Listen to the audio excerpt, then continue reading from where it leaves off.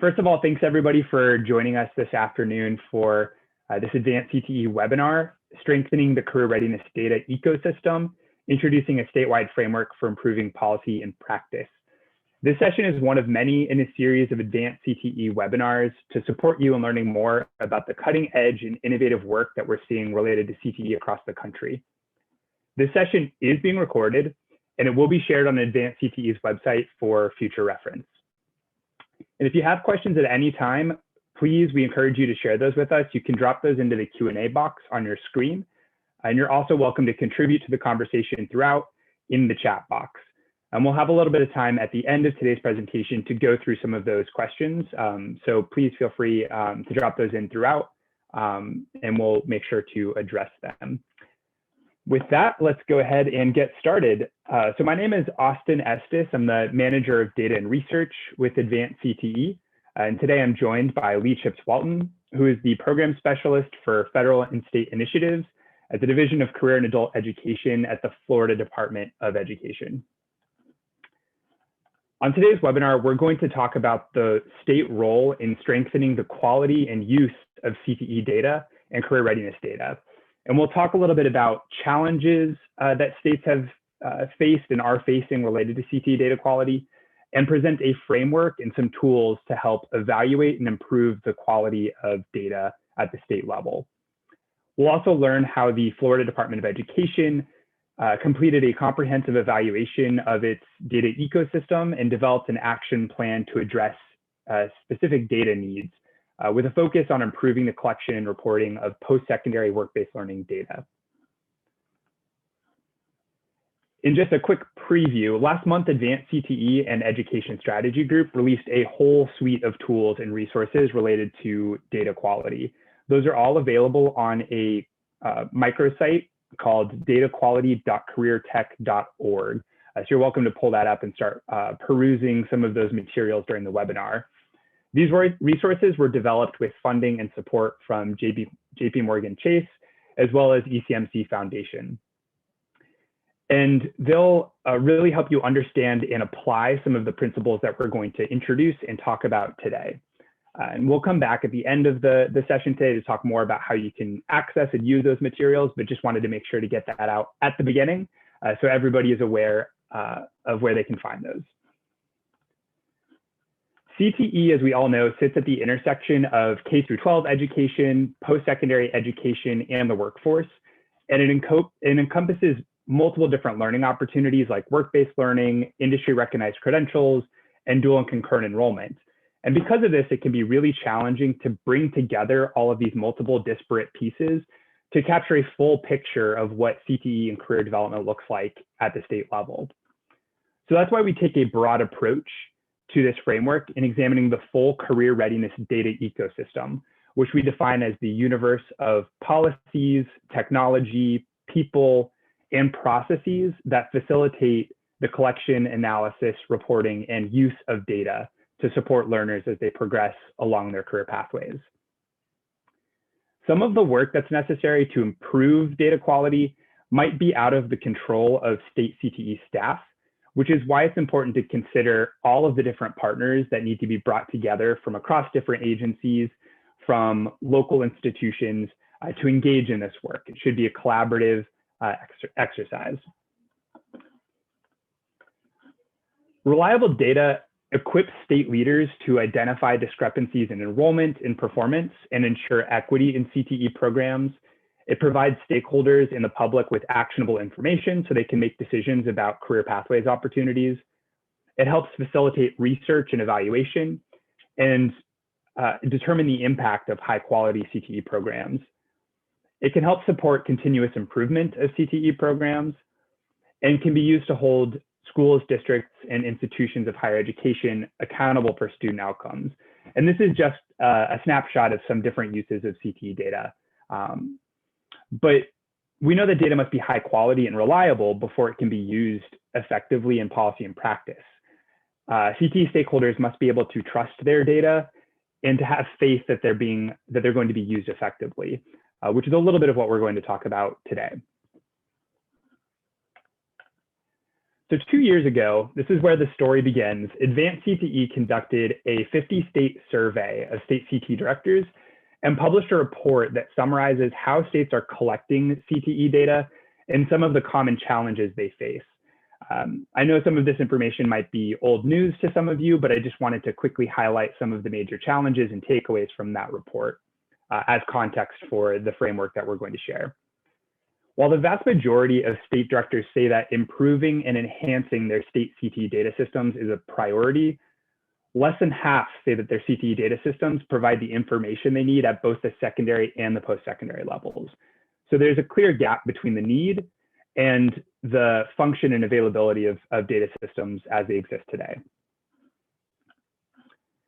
One of the major challenges is that many states continue to rely on self-reported measures, such as follow-up student surveys, rather than using administrative employment or post-secondary enrollment data to measure outcomes for CTE graduates.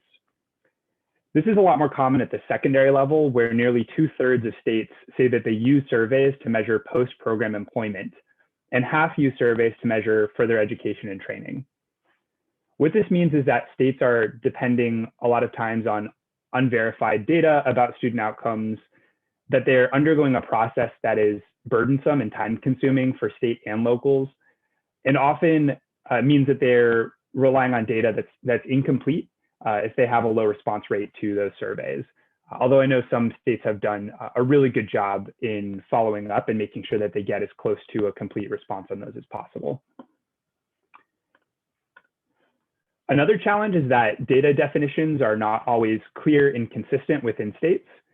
Many say that they're collecting information about student participation in various programs and activities, but they haven't clearly defined what those activities mean, or what are the quality components for each of those. For example, in 2018, 88% of state directors said that they were collecting data on secondary work-based learning participation in some way, but only 63% said they had a statewide definition for work-based learning at the secondary level. Obviously, this survey was conducted pre-Perkins, and I know there's been a lot of work in states over the past year or so in improving the collection of work-based learning data. There are 27 states that are measuring work-based learning as their program quality indicator under Perkins. So there likely has already been a significant shift in this area and will continue to be in the future. But I just wanted to provide one example of how there is that discrepancy. In a lot of cases, when these measures aren't clearly defined at the state level, this means that local leaders are kind of left to their own devices to figure out what counts as a work-based learning experience, what counts as an industry recognized credential, et cetera. So there can be challenges with consistency in comparing data across the state. State leaders also reported that student level data systems are not well aligned across education levels. Half of states say that their CTE data is mostly or fully aligned with secondary data systems, but less than 1/3 say the same for post-secondary, and less than 1 in 5 say the same for workforce data systems. The two most common barriers to cross-sector alignment are interoperability of data systems and legal and privacy barriers. Part of the challenge is because states have often designed their data systems to meet reporting and accountability requirements under state law. And so they might have discrete separate data systems for different education sectors, which means that they have to kind of retrofit outdated systems to talk with one another in order to follow students as they move between education levels. Additionally, some states that we heard from said that they have complex processes for linking or exchanging data. And in some cases, states have to provide justification every time they're going to be sharing data across education levels or across agencies, which can make it really time consuming and burdensome to access that information. And then finally, as a result of some of the data challenges that I just covered, states are often hesitant to use their data for high stakes decision making, particularly decisions related to transforming or phasing out programs that are outdated or aren't producing high outcomes for students. However, they are often using their data for kind of lower stakes activities like providing technical assistance, et cetera. These are each important uses of data, but it takes a bold commitment to data-informed decision-making to achieve truly disruptive and transformative change.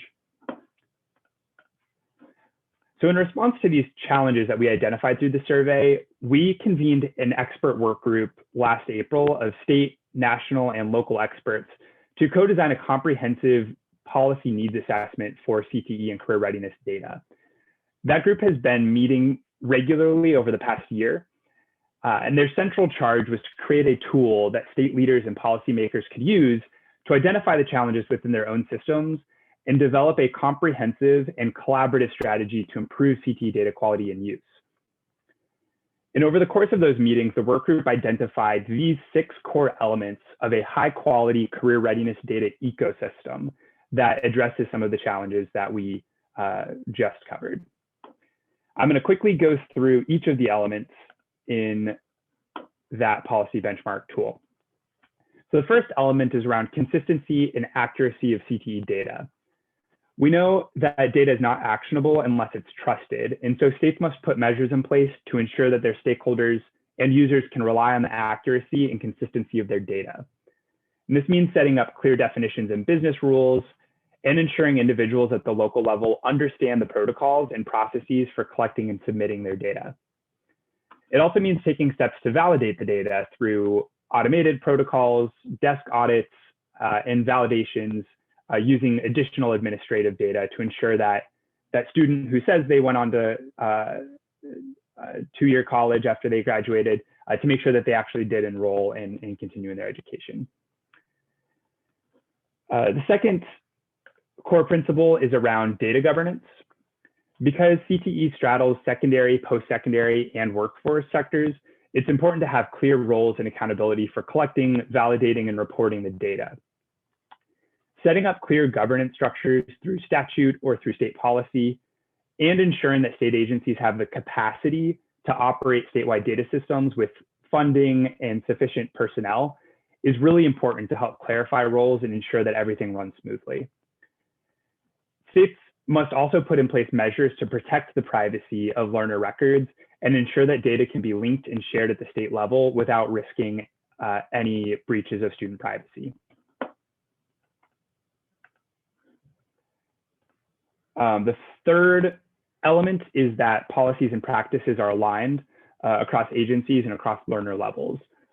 This is one of the biggest challenges across states, but it is so important to understand how learners progress along their career pathways, where the stumbling blocks might arise, and where students ultimately end up once they complete their programs. If they haven't already, states should establish clear data sharing agreements and matching protocols, preferably using a common unique identifier that is shared across the K-12, the post-secondary, and the workforce systems to match learner level records from secondary to post-secondary and into the workforce. Additionally, state agencies should not operate in silos. They should strive to align goals when possible, performance targets, and data collection and reporting cycles. And there was an intentionality in the most recent reauthorization of the Perkins Act to allow states to align their performance indicators with those in the Every Student Succeeds Act and the Workforce Innovation and Opportunity Act. So there is a built-in opportunity there to align the data that's being collected and reported. The fourth element is that data should be relevant, timely, and most importantly, disaggregated. This means going beyond the explicit reporting requirements in state or federal law and considering what other information stakeholders may need to know in order to make sense of the data. If you're reporting academic proficiency for CTE students, for example, comparing that data against statewide academic proficiency can help provide context to users and stakeholders who are consuming that information. It's also helpful to provide local labor market information so employers might better understand their talent pipelines. When measuring learner outcomes, looking at data such as wages, sector of employment, and job satisfaction can provide a more nuanced understanding of how well graduates are faring. To help users understand and make meaning of their data, it's also important to disaggregate and report the data by race and ethnicity, gender, special population status, institution, and program. And all of those are requirements under Perkins 5, but just an important reminder that whenever you're sharing CTE data, it's important to provide that disaggregation so folks can understand and make sense of how students are faring across different subgroups. The fifth element in the framework is that practitioners and the public are equipped to understand and leverage the data. So up to this point, we've been talking a lot about the collection and validation and reporting of data, but the next two elements are really important because they're focused more on the use and interpretation of data. What we heard from state directors when we did our survey a couple of years ago is that the data that they're collecting isn't necessarily being used the way that it should be. And part of that might be to potential data literacy challenges, making sure that folks understand how to interpret the data and how to use it, or might even be related to access challenges. They can't find the data and they can't look at it. So providing clear guidelines, professional development, and technical assistance can help address some of these challenges. Additionally, public reports should be accessible. That means being publicly available in a variety of formats, particularly ADA accessible formats, and presented clearly and without jargon so that members of the public can make sense of them. And states should also make sure to integrate their CTE data into communication strategies. If they have a statewide communications plan for CTE or for public education, they should ensure that their CTE data is being integrated into those efforts. We are not going to talk about it today. We actually did a separate webinar on this in January, but Advance CTE has a couple of resources to help with this topic specifically with reporting and communicating CTE data. And those are available in our Learning That Works Resource Center. If you search Beyond the Numbers, that's the title for that series. And then lastly, and most importantly, states should ensure that the information and the data that they're collecting is being used to promote quality and equity in CTE by adopting policies and routines that set the expectation for data-driven decision-making. This includes using the program approval process to incorporate relevant performance data and hold institutions accountable for learner success.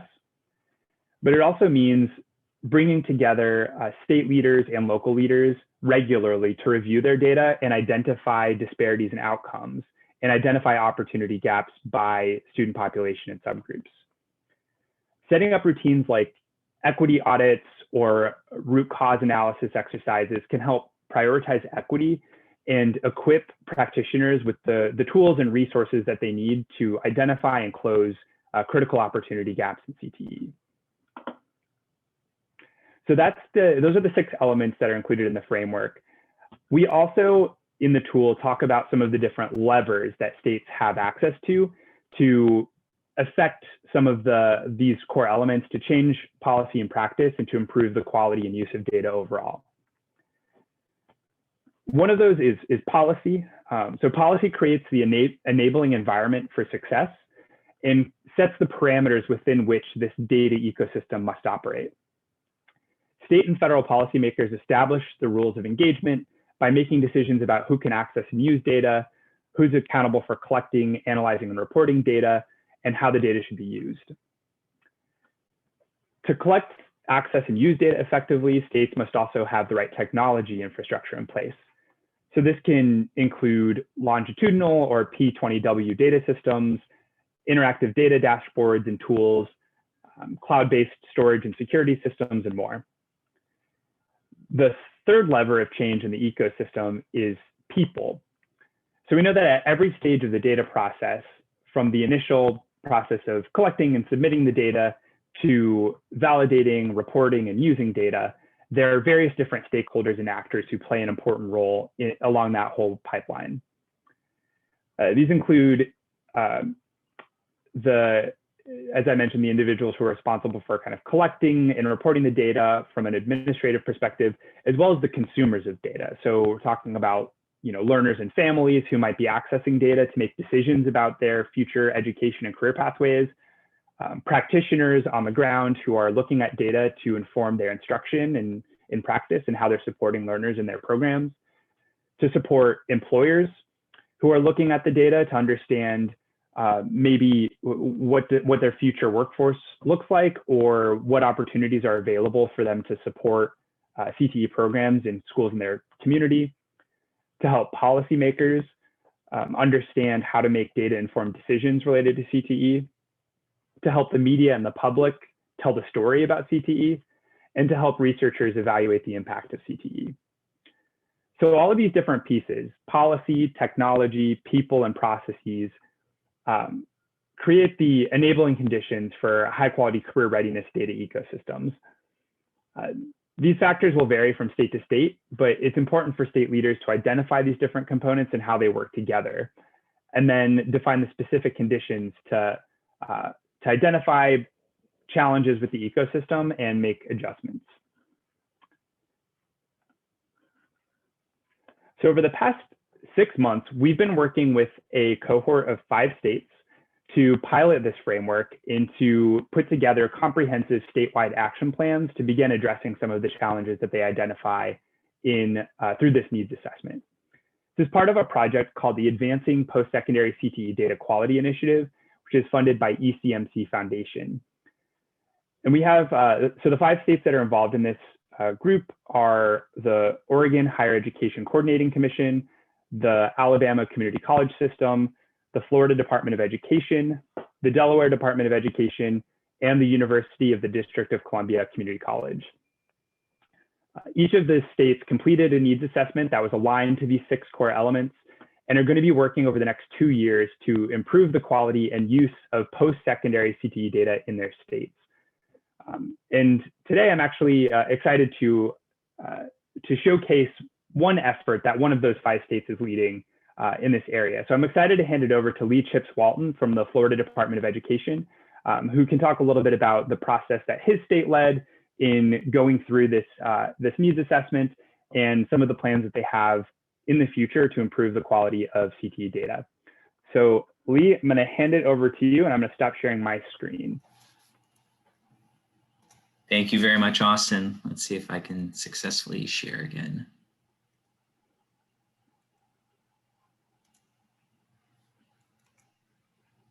Okay, good afternoon, everyone. My name is Lee Chipps-Walton. I am a program specialist with federal and state initiatives at the Division of Career and Adult Education within the Florida Department of Education. And my title is my thesis: If it matters, be systematic.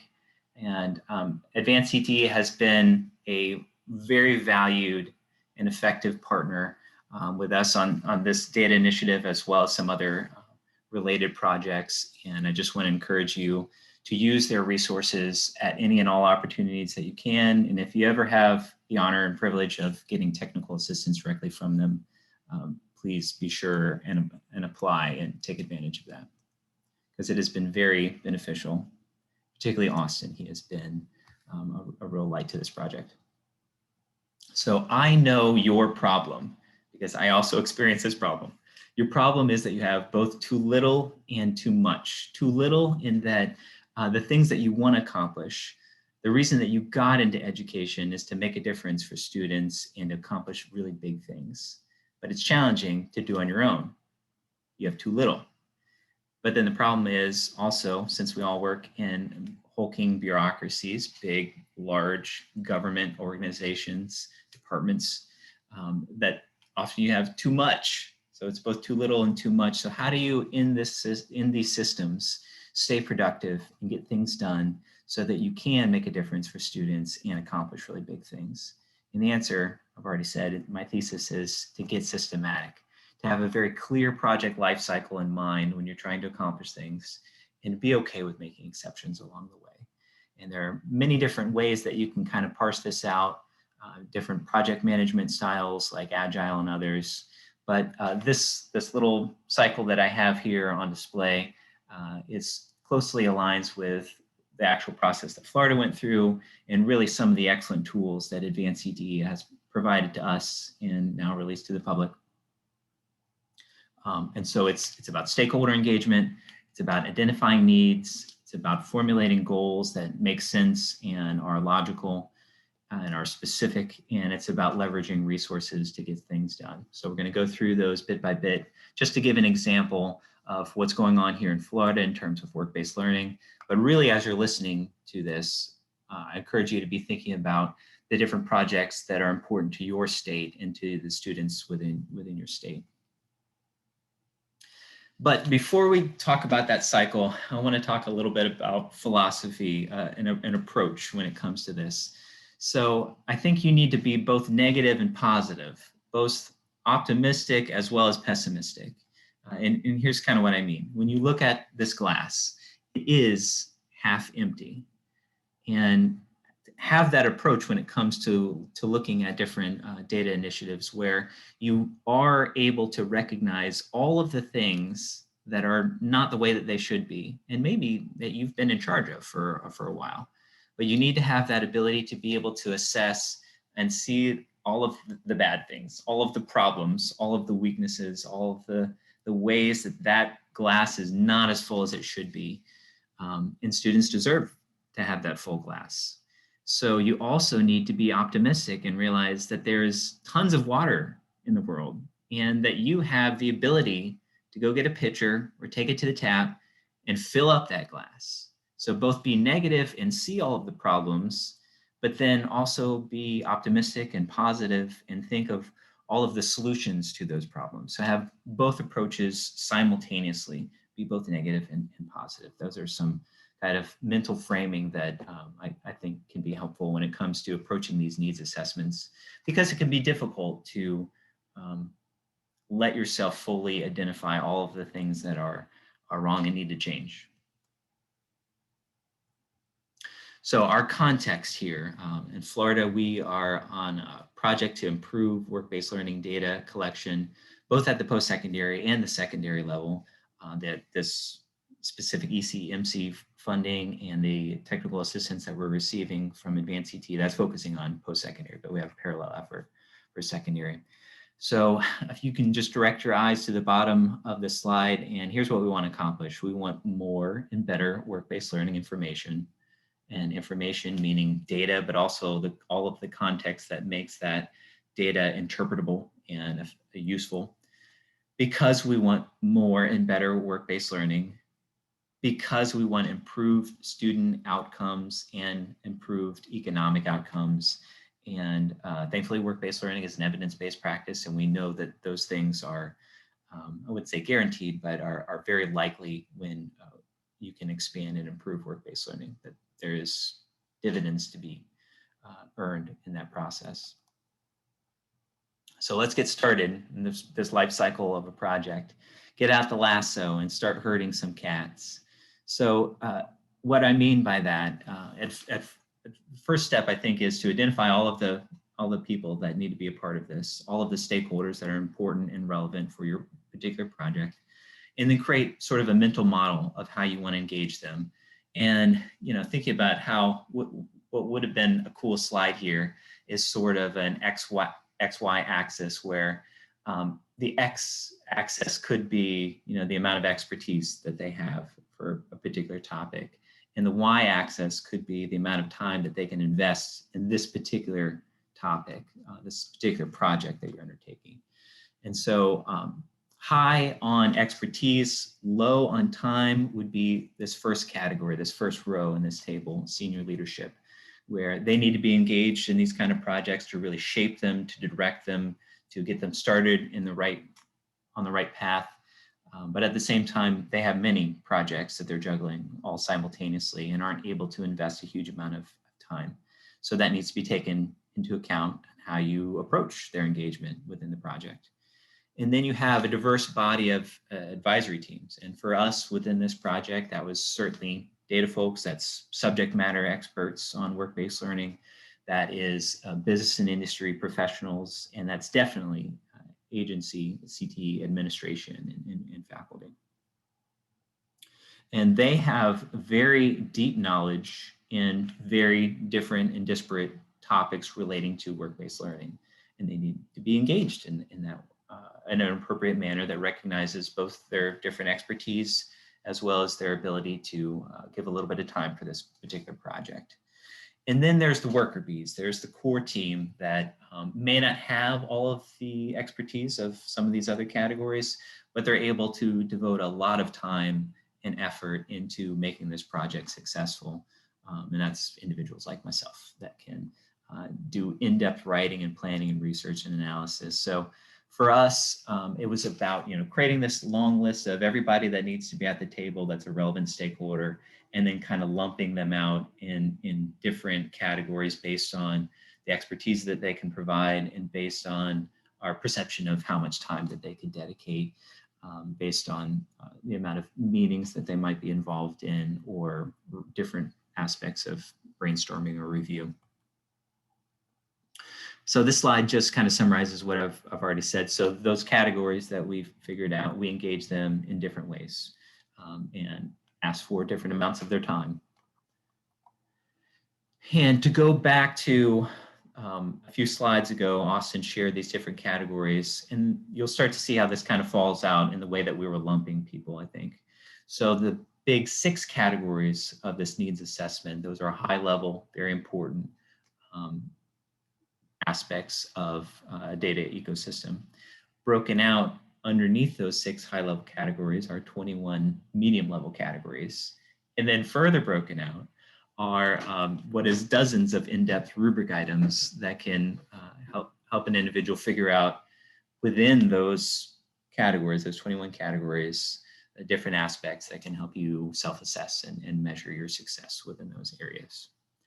So that's kind of how we engage people. We took those different sections, and for senior leadership, we engaged them on those high-level 6 categories and had them help us figure out what they thought the strengths were and the weaknesses within those topics.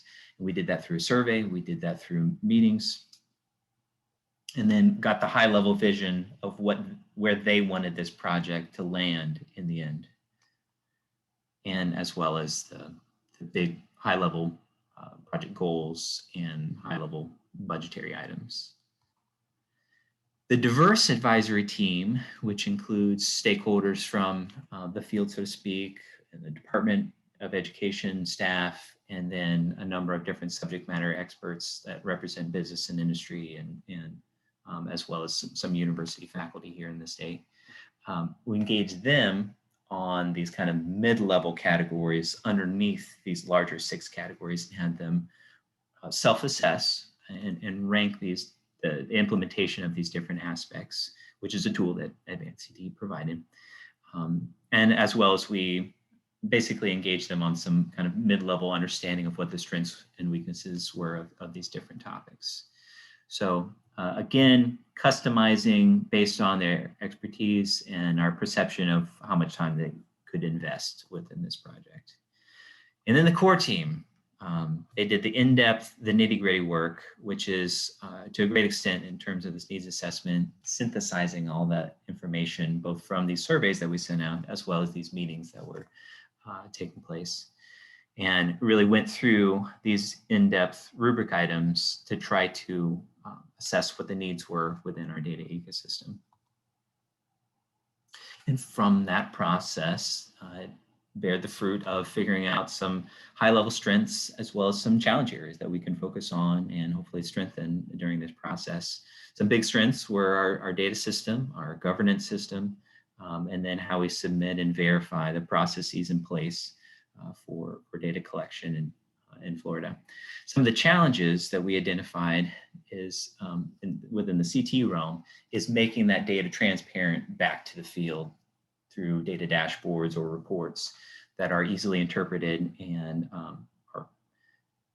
or that enables the field staff to be able to make important, informed decisions, data-driven decisions. And also another challenge that came up in several conversations is turnover, and that's everywhere. That's both at the state and at the local level. And that underscored for us the importance of having strong documentation and resources available so that when we train and we launch these data elements, that when turnover happens, and it will, that there's a smooth transition between different staff so that there's continuity of understanding of what we mean by these different definitions and how to collect that information properly. So now we've engaged our stakeholders, we've identified needs, we're continuing to engage stakeholders in the process of formulating big goals. And the way that Advance CTE phrases this is long-term impacts, and that's a great way to say it. So what do we want the long-term impacts to be from this whole project? Well, we want improved work-based learning resource allocation decisions, both at the state level and at the local level.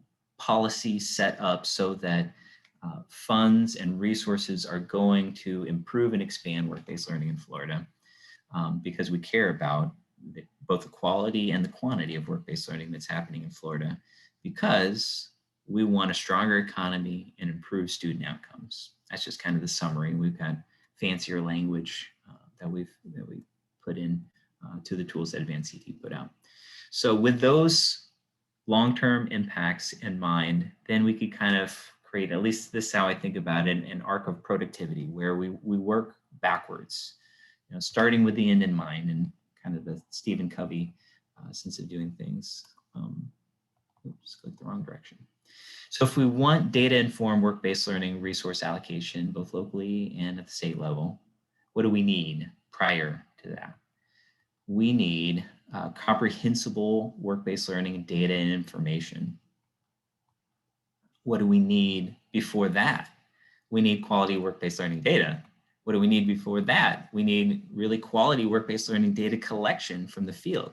What do we need for that? We need really good training so that everybody understands what we mean and how to go about collecting that data. What do we need before that? We need really good data elements, definitions. And then prior to all of that, again, we need to engage stakeholders on this whole process and make sure a number of perspectives, both from the education side as well as the business side, are taken into account, and that these are worthwhile pieces of information to make decisions on. So again, so start at the end and then work your way back. That's basically the pathway that Advance CTE through these tools has set out for us. So once we've done that, we have the path laid, then we can start to break this down into SMART goals, as we're all familiar with. And for us, when we were crafting this, that was including the who is actually going to be doing this work, what is the deliverable that they will accomplish, when is that going to be due by, and then the why is not a part of that SMART goal, but I really like the way that Advance CTE laid out the outcomes of each of these goals within rows. So you've got a goal for the first year, and then you've got an outcome that directly relates to that. What are you trying to accomplish that will then build upon itself to accomplish these big long-term impacts that you're trying to get to? Okay. So then once you've got all of your needs, you understand your long-term impacts, you've got laid out your SMART goals that are specific, measurable, achievable, relevant, time-bound, all that good stuff, then you can start to figure out, well, how do I accomplish these goals? And then start to break things down and make sure that you've got the resources that you need in terms of funding, staffing, partnerships, technology, and anything else, miscellaneous. And so we went through that process of kind of inventorying everything that we had. And then in this case, because we had a small a pot of money from the ECMC Foundation, it was about filling in all of those gaps to make sure that, within this chain, there's not a single weakest link that's really going to break in this process and make everything downstream of that less effective. So for us, just to give some examples to kind of flesh this out, maybe, we dedicated a little bit of money to surveying Florida agencies to figure out what work-based learning data was already being collected out in the field and being used. Set aside some money for some research into what else is happening at the national level. We did set aside some money for a facilitated meeting. There's a college here in Florida that runs the Collab Lab, and these are facilitated meetings that have professionals that make the process of stakeholder engagement and collaboration smoother and more effective. And so we're spending a little bit of money on that. We set aside a little bit of money for making sure that one of the weaknesses that we identified at the very beginning of this process is improved by using a Tableau subscription where the information that we have is presented in a way back to the field in a comprehensible way where deficiencies and gaps and trends over time will start to be transparent. We can disaggregate it in the ways that Austin was talking about to be able to see how every population group can be successful within work-based learning, and where there are needs, those needs can start to be shored up. Okay, so again, kind of wrap it up. We started with stakeholder engagement by creating an engagement model, figuring out who's got what expertise and how much time they can dedicate to this type of a topic, and figuring out how to approach those different categories in a customized way. And then differentiate that engagement based on expertise and availability. Then go into a process of identifying needs. So systematically going through every aspect of your data ecosystem using a rubric like Advance CTE has provided. Identify both the strengths and the weaknesses, the things that you can build upon, as well as the things that you really need to address in this process and problem solve and provide solutions to. Formulate those goals. So start with the end in mind and then work your way back sequentially and create those SMART goals that are specific and measurable, and outline who's doing what by when, and then leverage the resources that you have by inventorying them. Identify the strategic assets that you have, and then fill in all the gaps with any kind of funding source that you may have. And that's all I got. It's been a pleasure. I'm going to try to see if there are any questions in the chat, and I think Austin and Sarah will help me with that. Here's my contact information. Always love receiving emails from other states, so that's most welcomed. So thank you so much for this opportunity, Austin. Awesome. Thank you so much, Lee. And I love how Florida kind of demonstrates the whole process of going through this needs assessment and creating an action plan. I think Florida has the advantage of having a really sophisticated data system already. So a lot of the work that you're doing is around kind of strengthening something that's already pretty strong, and kind of breaking new ground, especially when it comes to collecting data on post-secondary work-based learning, which is an area that's ripe for some new work. Real quick, before we shift to Q&A, I want to quickly showcase the tools and how you can access them and use them. And if you do have questions, I see a couple of them coming through now. Please go ahead and drop those in, and then we'll get to them in just a second once we transition to the Q&A. So again, these resources are available on the site dataquality.careertech.org. You can access, first of all, a roadmap that kind of outlines the core elements that we talked about today, including all of those different sub-elements and the levers of action that states can use to address some of these challenges.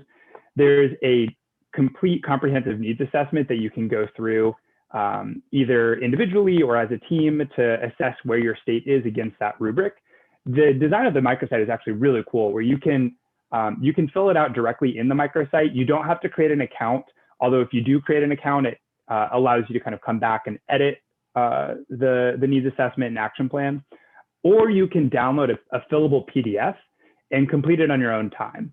So if you're planning to do this as part of a team effort, downloading the PDF might make the most sense, because you can share it around, get some input from other members of your team, and workshop some of the scores and responses to that evaluation.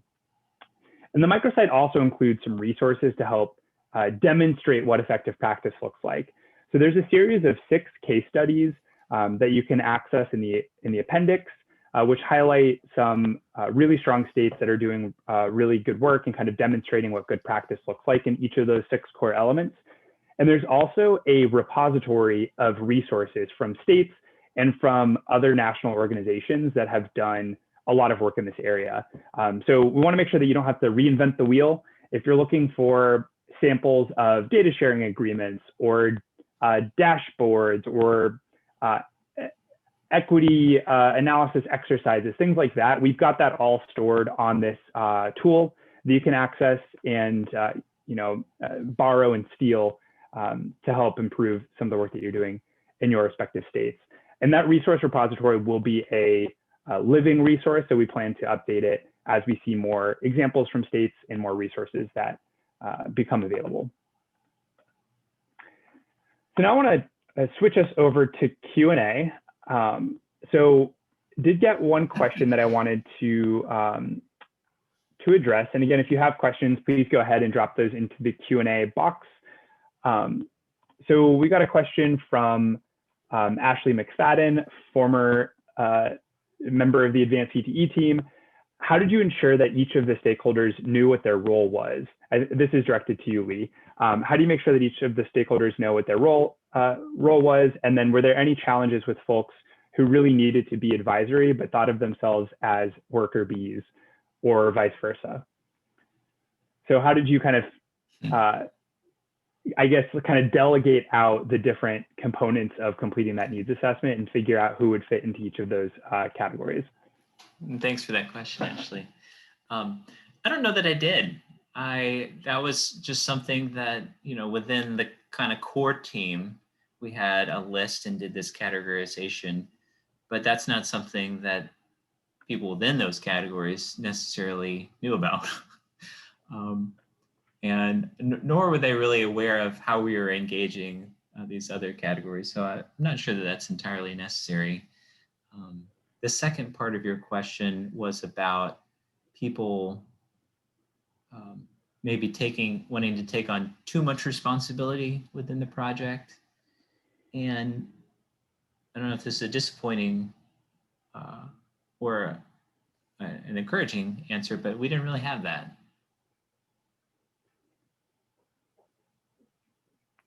Not sure. I follow up with other questions if there's something else that you were looking for that with that, Ashley. But that's my honest answer.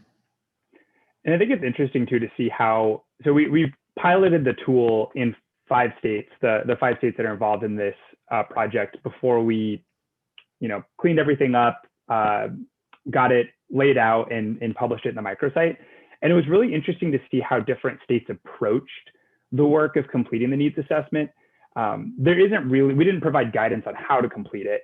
So it was really a kind of up to interpretation. We just made the template available with the rubric. And the approach that Florida took was to kind of divide up roles for different members of the team.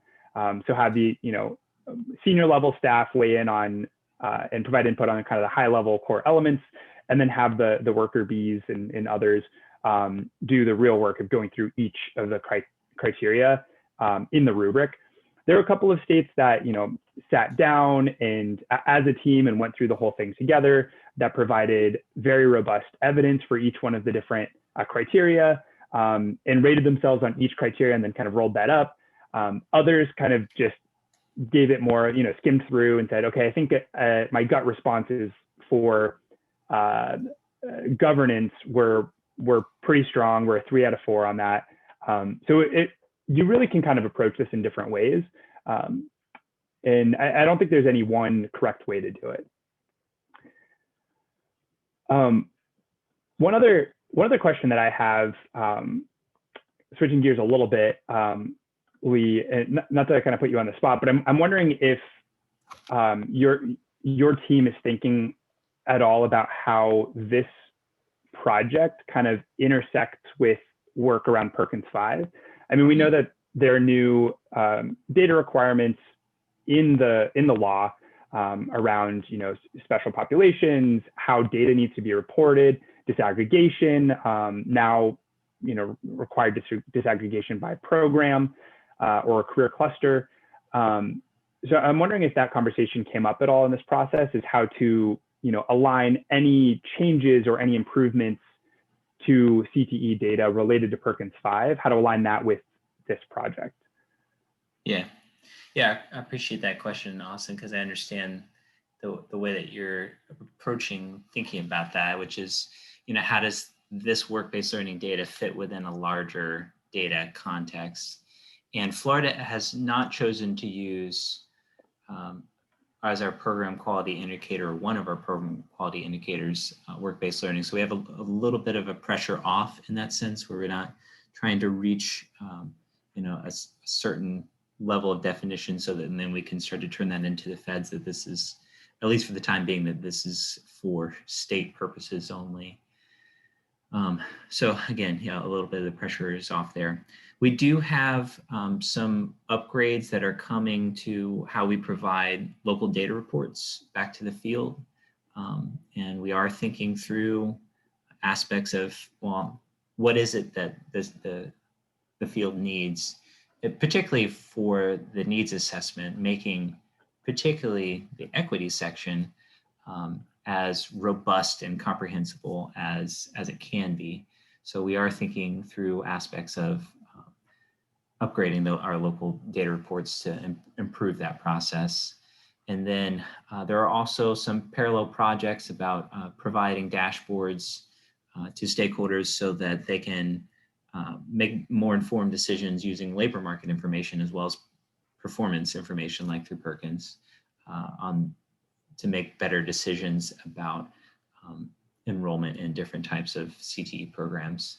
So those are other aspects that are simultaneously happening that are informing some of our decisions, but to a great extent, those will be most connected and pertinent a little later in our process of this 2-year project.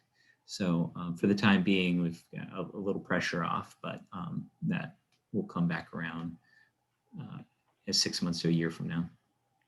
I'm really glad that you brought up the comprehensive local needs assessment, because I see that as a major opportunity and kind of driver of data-driven decision-making.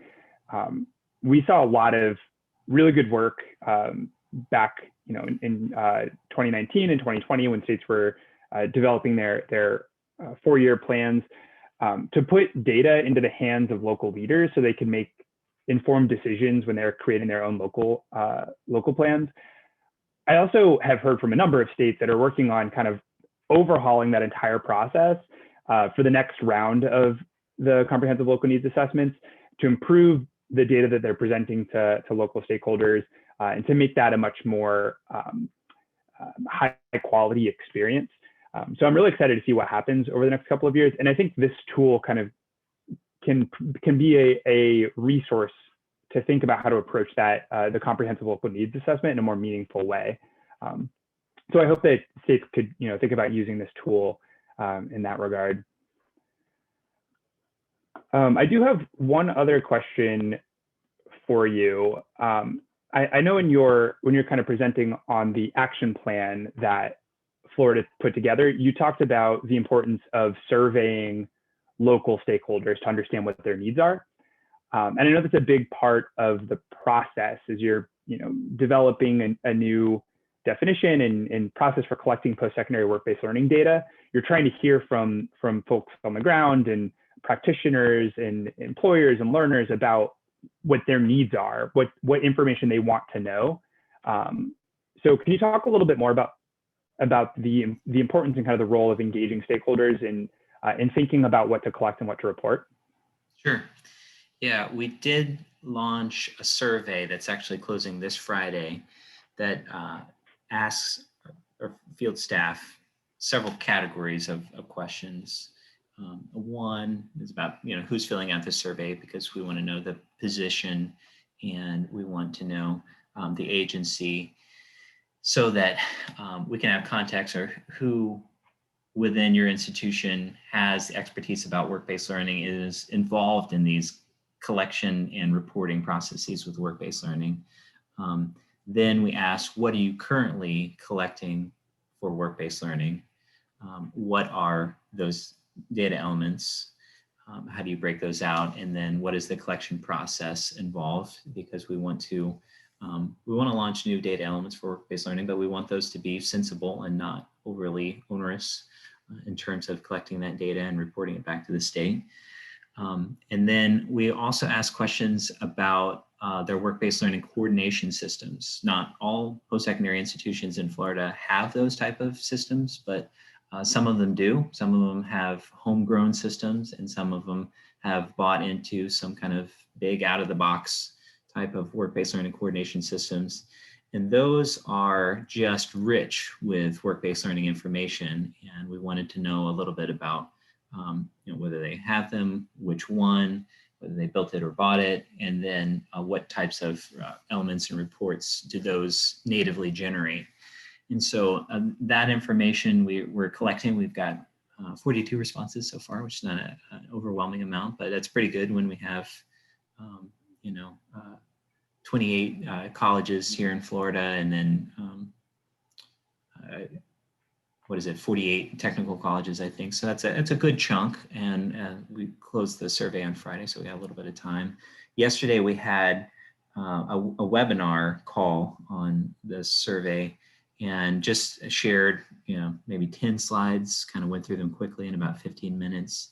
And then I stayed on the line so that agencies that were filling out this survey could ask questions as they were going through it. And I think that had value. Some very substantive questions were asked, and it gave people an opportunity to understand the context behind these questions, the intent behind these questions, what we were going to do with that information, and know that we were taking it seriously, and to put a face on it as well. So let me know if that didn't answer your question, Austin, but that's kind of what we were looking for, and the process that we went through with engaging stakeholders in this aspect of the project. Yeah, thanks for sharing that.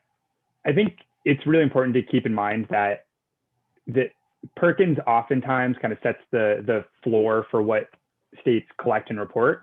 But it's also important too to think about what are your different stakeholders and different audiences wanting to know, and then building a data system that kind of responds to those needs and doesn't just meet federal reporting requirements.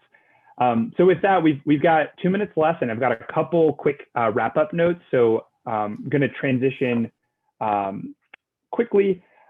There's more information related to CTE data quality in our Learning That Works Resource Center. So please feel free to access those resources at any time. You can go through and review case studies and tools and other resources. And then I want to make a quick plug for our upcoming spring meeting. We have registration open right now. If you go to careertech.org/spring-meeting, the virtual meeting will be April 14th through 15th. And we've got a really exciting and high quality program ready for that event. So if you haven't yet, please go ahead and check out more information and sign up. If you've already registered, then we will see you next month. And then with that, I just have one last ask. We're going to launch a quick poll to evaluate today's webinar. Just ask if you could take 15 seconds, fill out that poll. It's really helpful for us to gather that data and understand how useful these sessions are for you all. So thanks again for joining. Really appreciate you taking the time this afternoon. And Sarah, please go ahead and activate that evaluation now.